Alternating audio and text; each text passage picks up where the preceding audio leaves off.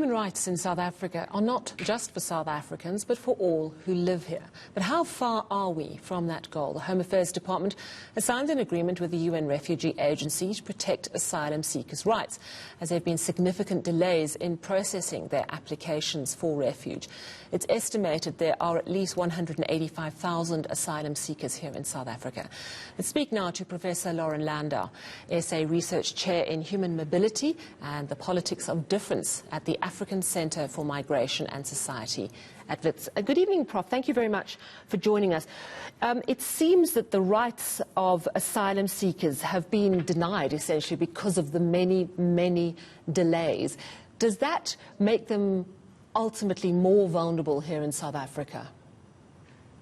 I think what we've seen is that migrants of all kinds, whether they're asylum seekers or not, are often frustrated in their effort to become part of South African society or to make a life here.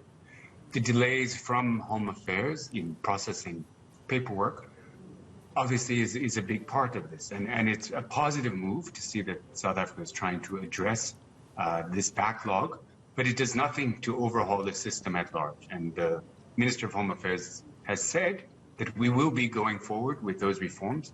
And I think it's only once we see those, we'll be able to see really whether this is going to make much of a difference. I interviewed someone earlier who said that our laws are too lenient on foreigners. And that is why, particularly with the lower income market, there's so much resentment towards foreigners. We also have extremely porous borders, and you're saying the system is wrong. Added to that, there's a lot of xenophobia. So what is the biggest problem of all those problems that I've mentioned?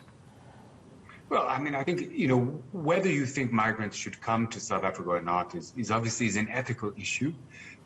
Whether the reason people remain poor or cities are dangerous is because foreigners are there, I think is something that we can debate. And there, the evidence is pretty strong that the reason we have poverty, the reason that we have unemployment in South Africa has very little to do with immigration.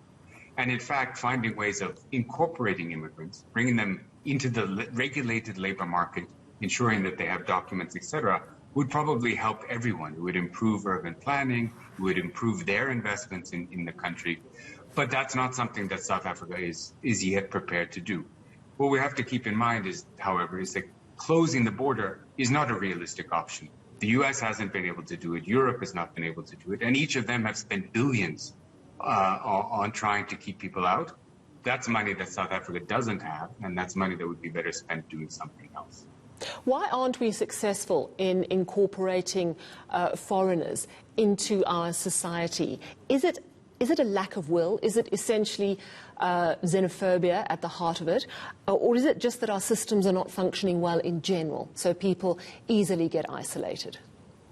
Well, I think it's an important question to ask, and it requires a sort of disaggregated answer. Because, of course, there's hundreds of thousands, if not maybe millions of immigrants in South Africa who are fully part of the society. So there's people like me who've come from the United States, but there's also people from the region who have lived in South Africa for years and have done so successfully and have very good, strong relationships with their neighbors.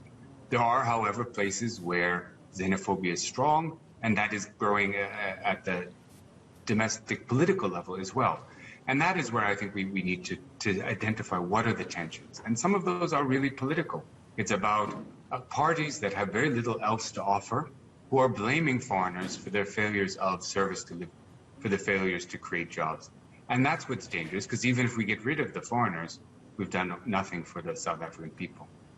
At the same time, the African Union is launching an AU passport. They're hoping that's going to be in place. That will mean that if you have an AU passport, an African passport, you can move freely between the countries without a visa. Is that the sort of stuff that will help, or is that just cosmetic?